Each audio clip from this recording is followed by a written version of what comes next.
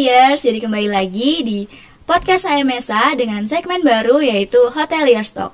Jadi pada Hoteliers Talk ini sendiri kita akan membahas tentang review dari kakak tingkat kita yang sudah magang di dunia perhotelan sebelumnya. Nah, untuk topik kita kali ini adalah Career Grow in Hospitality, What is HR Things. Nah, sebelum kita masuk ke dalam topik nih, izinkan saya untuk memperkenalkan diri terlebih dahulu. Saya Rahma Fauzia sebagai Master of Ceremony pada episode kali ini. Nah, selanjutnya nih teman-teman, kita akan undang narasumber dari angkatan 2021. Nah, beliau ini adalah sebelumnya anggota HMSA juga teman-teman. Nah, beliau ini adalah orang yang keren juga menurut saya. Dia ngambil HR departemen. Mungkin kita bisa persilakan untuk Kak Deandra untuk masuk. Baik, terima kasih Rahma. Halo Kak, apa kabar? Alhamdulillah sehat. Gimana Rahma prokerannya? Waduh Kak, sekarang bener-bener lagi jalan semua prokerannya Kak. Kak gimana kabarnya? Apa yang lagi disibukin Kak? Wah, tentunya di semester akhir ini tentunya mahasiswa sibuk untuk mengurus skripsi ya. Betul. Oke, baik. Mungkin kita perkenalan diri dulu ya Kak. Mungkin Kakak bisa perkenalkan diri terlebih dahulu. Baik, halo teman-teman. Perkenalkan, nama aku Deandra Dwi Agustina Ramawati. Bisa dipanggil Dea atau Deandra. Aku dari angkatan 2021. Baik, dari angkatan 2021 teman-teman. Kak, boleh nggak sih ceritain singkat tentang peran Kakak dan tanggung jawab HRD pada saat Kakak magang waktu itu? Jadi mengenai peran atau tanggung jawab HR secara keseluruhan terlebih dahulu itu, dulu sebelum aku magang itu, aku mikirnya di HR department itu tugasnya hanya rekrutmen, seleksi, dan pengembangan, pelatihan kayak gitu. Ternyata setelah aku menjadi trainee di HR department tersendiri itu, ternyata lebih dari itu job desk-nya. Jadi peran dan tanggung jawab HR itu untuk mengelola sumber daya manusia yang ada di sebuah hotel.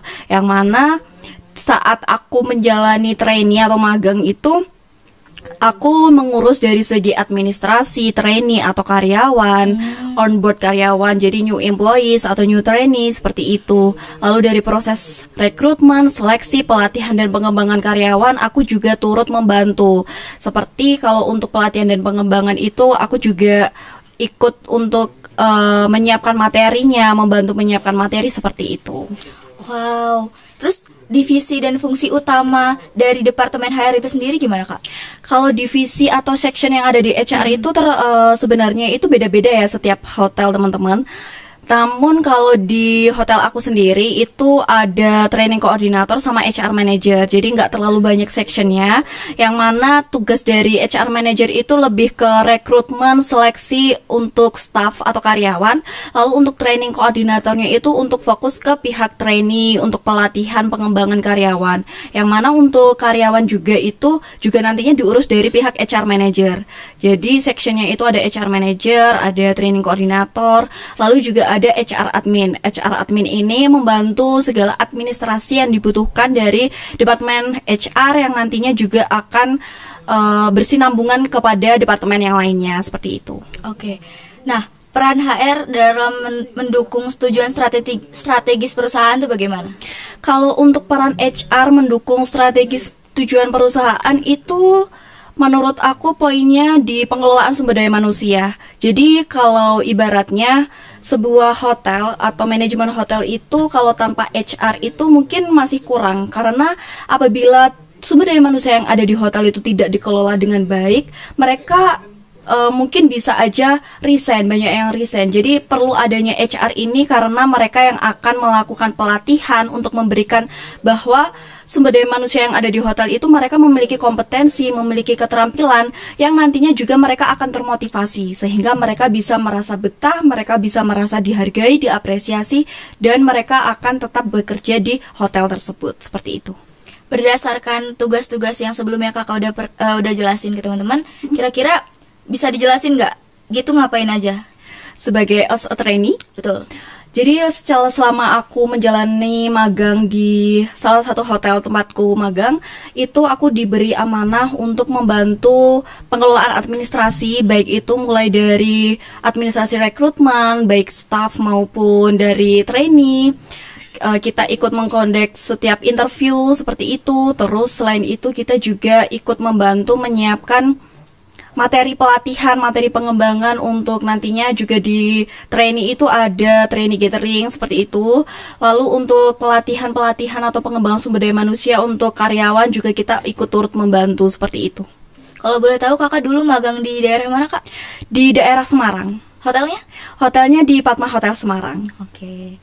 Nah, kalau misalkan dari kakak sendiri, apakah ada pelatihan atau pembekalan khusus yang diberikan kepada anak magang?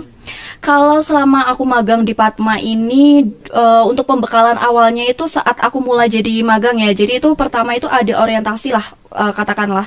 Itu namanya di sana itu ada Lotus Day. Jadi dari awal kita terjun di dunia magang, kita mulai melakukan magang itu, kita akan diberi pembekalan saat Lotus Day itu seperti pengenalan tentang hotel, di mana aja fasilitas-fasilitas. Terus nantinya kita juga akan dijelaskan di departemen masing-masing tentang tugas dan tanggung jawab kita sebagai anak magang. Oke, baik. Terus evaluasi kinerjanya bagaimana untuk anak magang sendiri, Kak? Kalau evaluasi kinerja untuk anak magang ini mungkin bisa dibedakan dua ya. Yang pertama itu evaluasi magang yang dilakukan secara berkala. Tadi kan sebelumnya mungkin agak kelewat yang pelatihan atau pembekalan tadi. Nah itu ada tambahan, kalau untuk anak trainee itu setiap bulannya, 1 bulan sekali itu ada trainee gathering. Nah trainee gathering ini itu pelatihan atau evaluasi kinerja dari anak magang setiap bulannya secara rutin. Nah itu diadakan setiap 1 bulan sekali. Jadi cara kita mengetahui evaluasi kinerja anak magang itu ya waktu training gathering 1 bulan sekali secara rutin. Itu yang ada dari pihak HR. Dan untuk evaluasi kinerja yang kedua itu dilakukan di akhir magang. Jadi sebelum kita selesai dari Padma, kita nanti juga akan diberikan form penilaian yang sudah ada formatnya dari hotel, yang nantinya juga diisi oleh setiap senior atau head of department tempat kita magang.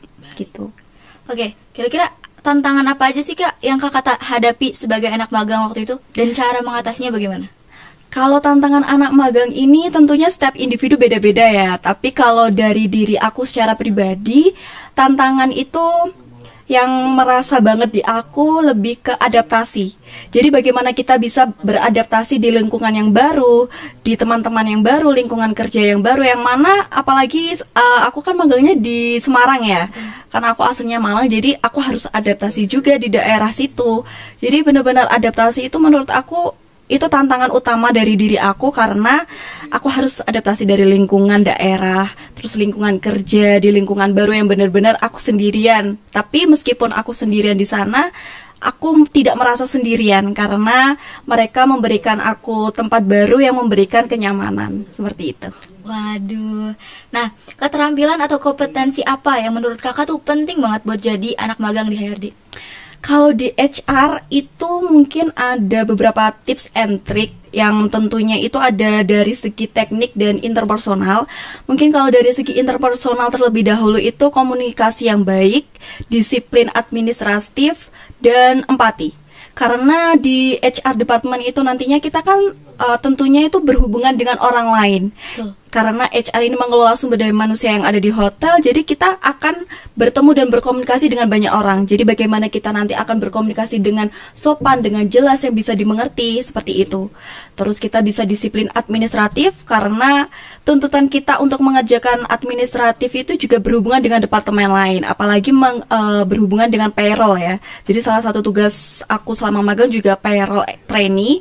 Jadi aku yang mengurus administrasinya. Jadi sebelum diserahkan ke finance, tentunya dari HR harus benar-benar sesuai tenggat waktu yang diberikan dari finance.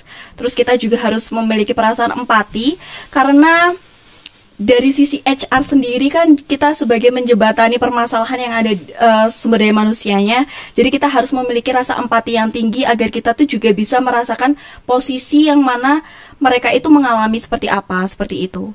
Kalau untuk segi tekniknya mungkin lebih menguasai di Microsoft Excel ya.